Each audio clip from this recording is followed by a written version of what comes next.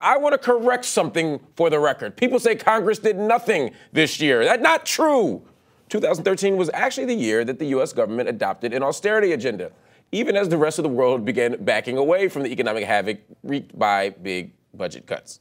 So, Zach, in all fairness, they said we did nothing. That's not true. We actually did something to make the government worse. What do you say? Yeah, well, I mean, it really all started at the very beginning of the year when we had this deal to avert the fiscal cliff. Fiscal cliff, Democrats were upset that, Obama didn't negotiate hard enough, didn't get enough stuff. Republicans, were upset that Mitch McConnell caved to Obama. All of that was really kind of a sideshow because the deal allowed the payroll tax holiday, which was just a tax break for everybody who was working, to expire. And that literally, took money out of people's pockets.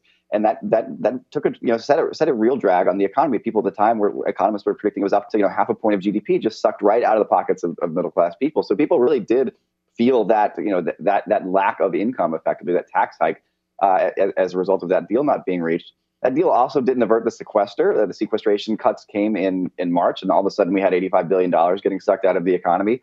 And even though that has been sort of partially fixed by this year-end budget deal, basically every act of economic policymaking that Congress did this year was some effort to pull money out of the economy. They cut food stamps by $5 billion.